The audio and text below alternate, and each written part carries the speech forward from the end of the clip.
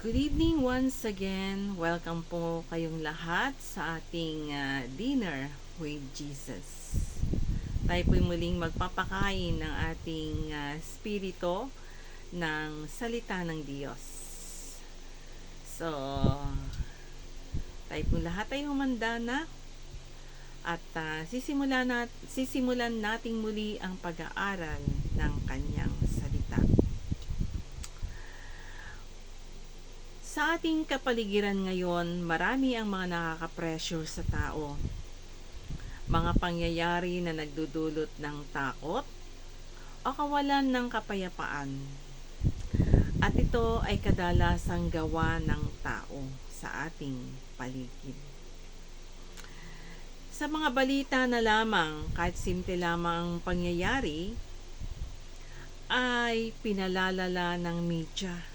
Kaya naman ang mga tao na walang pananalig sa Diyos ay nagpapanik o sobrang takot. Ang sinasabi ng salita ng Diyos sa Kawikaan 29:5, huwag mong ikabahala ang sinasabi ng iba. Magtiwala ka kay Yahweh at mapapanatag ka. Ang sarap, ano po? So, sabi nga, kapag takot ay bumalot sa katauhan ng isang tao, nawawala na ang pananampalataya. Kaya nga tayo ay pinapaalalahanan ng salita ng Diyos na magtiwala tayo sa Diyos at pumanatag. Sapagkat may assurance tayo sa ating pagtitiwala sa Panginoon. Anong assurance na yan? Natutulungan niya tayo na magtagumpay o mapagtagumpayan ang lahat ng kinatatakutan natin. Sinasabi na ang pagkatakot ay kawalan ng pananalig sa Diyos. Totoo po iyon. Dahil sabi ng ating Panginoon sa atin, huwag kang matakot. At sinisigurado niya na lagi lang siyang naririyan at umaalalay gagabay sa atin.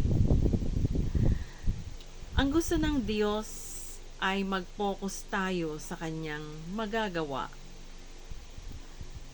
at makakamtan natin ang kalayaan mula sa takot na gawa ng tao.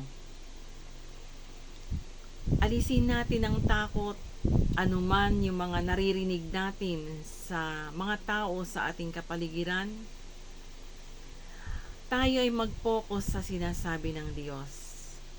Sa sinasabi niya sa kanyang salita, sasamahan kita saan ka man pumaroon. So kapag tayo po ay naniniwala at nagtitiwala sa ating Panginoon, sabi nga ng ating pinagsasaluhan ngayon, magtiwala ka kay Yahweh at mapapanatag ka. Mawawala ang takot at patuloy na kapayapaan ang ating mararamdaman at mararanasan. So, yan po ang ating pinagsaluhang salita ng Diyos. Nawa po ay patuloy na na-cheer up ang ating mga espiritu, na wala ang takot, anuman yung mga pinagdaraanan natin, ibigay natin sa Diyos, mag-focus tayo sa Diyos. Always remember, sabi nga, faith over fear and trust in the Lord always. Once again, naway nabusog ang inyong mga espiritu sa ating pinagsaluhang salita ng Diyos ngayong gabi. At lagi po nating tatandaan, Jesus loves you. God bless us all. And once again, good evening.